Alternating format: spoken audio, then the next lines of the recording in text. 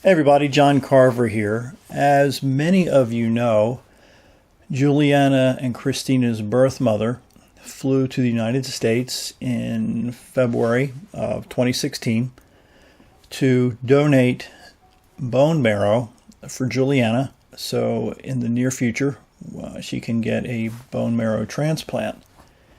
I'm recording this actually on March 11th, 2016, because I wanted to share some of the backstory with you about how this came to be for our family. As many of you know, my wife and I adopted 6 kids, 4 from Russia and 2 from Belarus. And in September of 1998, Kristina was born, and she lived with Iryna in Belarus, who also lived with her parents and brother. This is the story as I understand it. So she lived there for a couple of years, few years, and Iryna worked a lot.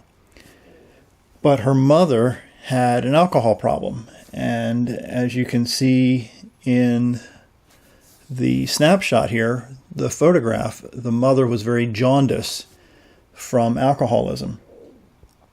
So while Iryna was working, the equivalent of social services in Belarus came several times to their apartment where they lived, and the mother was supposedly watching Kristina. Well, she was, from what I understand, not very coherent, for the lack of a better way to say it, and or not really caring for Kristina, who at the time was about 3 years old. So after several times, I think I heard the number 3 times, that they came to the apartment, they took Kristina away and placed her in an orphanage. Well, as you can imagine, that upset Iryna very much, because she couldn't be at home and work at the same time. So Kristina had been in the orphanage when we met her for, I want to say, about 1.5 years, maybe 2 years. I think about 1.5 years is about right. So Iryna got pregnant in 2001. And after they took away Kristina, she kind of devolved into some alcohol problems, so that when Juliana was born in December 2001, they took Juliana away shortly after birth.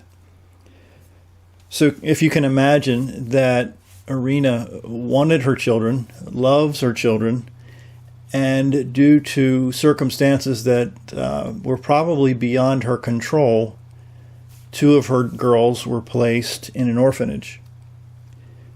Well, from what I believe I heard, it was my understanding that the government or somebody told Iryna that if she were to get her act together, to show the people in charge that she was stable, then she would have access to her children and to be able to get her kids back. Well, when she was told that she could at least see them, she went to the orphanages, and we had already adopted them. Of course, we didn't know this story. We didn't know the whole process. All we know is when we were in court both times for adopting Juliana first, then Kristina, the judge had some not so nice things to say about Iryna. So, of course, we believed what the judge said, and we had this image and this opinion of Iryna that, in hindsight now, was not very accurate at all.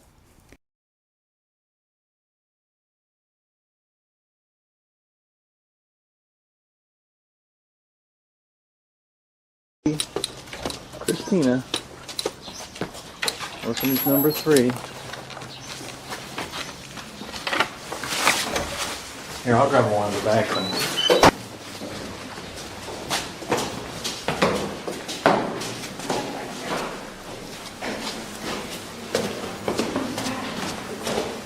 Похоже, угу. Твоя, и мама твоя уже приехала. И мама твоя приехала. Hi. Hi there. Hi. Wow. Ну, узнала папу с мамой? Света узнала? А сестричку узнала? Девочка похожа, правда? Похоже. Да. Бери куклу, мама тебе подарок привезла. Бери куклу. Не стесняйся, бери. Скажи спасибо. А сколько этой девочки? How old is Juliana? 2. 2. Года только. 2 exactly.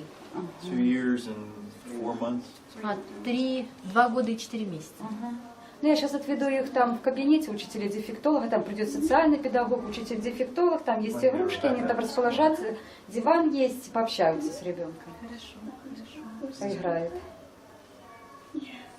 Ну, она такая у нас стеснительная, она у нас стеснительная, такая не очень контактная, ей надо время, чтобы вот ознакомиться, но она ждала, и сейчас она говорила, что это, ко мне мама приедет. Красивая, да. Ко мне, за мной уже приехала мама.